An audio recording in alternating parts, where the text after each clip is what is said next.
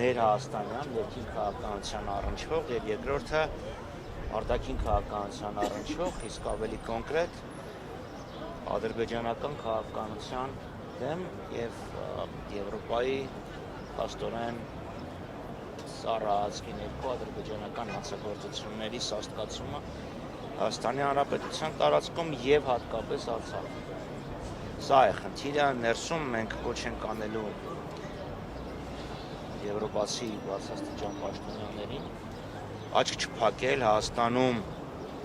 դեմոկրատիայի ժողովրդավարության հետընթացին եւ արդեն անթաքույց միահեծան բռնակալության հաստատմանը։ Հայաստանում մենք այսօր ունենք տասնյակ քաղբանտարկյաներ, շինծու գործերով մարդկանց դատումը, անտրամաբանական մեղադրանքներով մարդկանց դեմ քրեական գործերին հարություն եւ որպես խափանման միջոց ընկնում են կալանքը, այսինքն զրկում են ազատությունից, իսկ իշխանության հետ կապ ունեցող անձանց կամ պետական համակարգում ծառայած անձանց ծանր հանցագործությունները մնում են մարդկանց դեմ քրեական գործերին հարություն, բայց որևէ հետևանք չկա, մասնավորապես Սոնամ Նացականյանի մահացու վրայարդի ենթարկած վարորդի հետ։ Այսինքն, որպես իրական եթե Եվրոպան որպես իրական բարեկամ է ուզում հանդես գալ Հայաստանի համար, չի կարող աչքերը փակ պահել Հայաստանում տիրող այս ապօրինությունների վրա։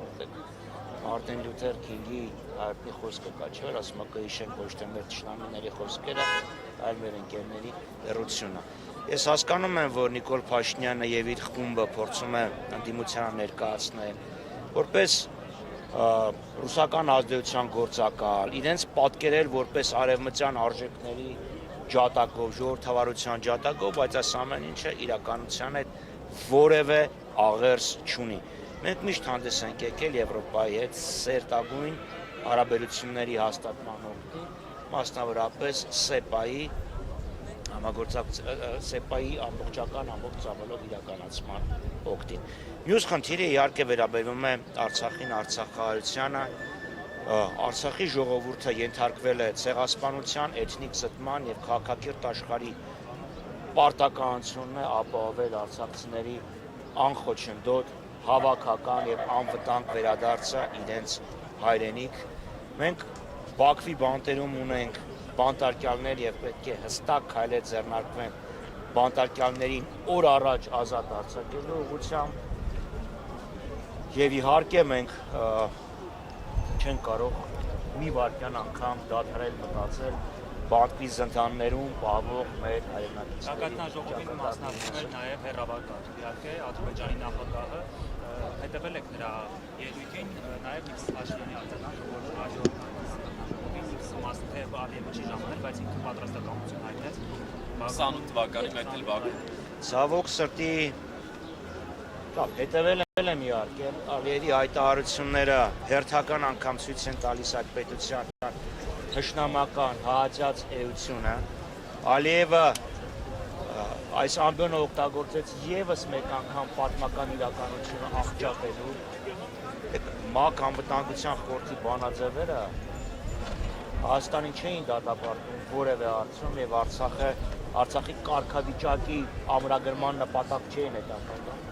ավելին ասեմ 874 եւ 884 բանաձևերին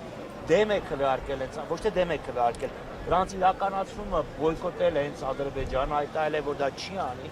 որովհետև այնտեղ հստակ պահանջ կար կատարելու Մինսկի խորհրդաժողովի ներկայացված ծրագիրը,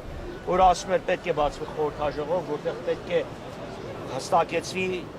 Լեռնային Ղարաբաղի վերջնական իրավական կարգավիճակը, ավելին ասեմ, Ադրբեջանից պահանջվում է զորքերը դուրս բերել Մարտակերտի շրջանից։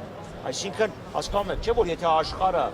Արցախը դիտել Ադրբեջանի մաս դեռևս 93 թվականին չէր ասի Ադրբեջան քո զորքերը հանի Մարտակերտի շրջանից եւ ցավալի է որ Եվրոպան ծափահարեց եւ շատ ավելի ցանկալի է ներողություն շատ ավելի ցավալի է որ Նիկոլ Փաշինյանը ծափահարեց եւ հիմա ասում է ես պատրաստ եմ գնամ ակնհայտ է որ ասել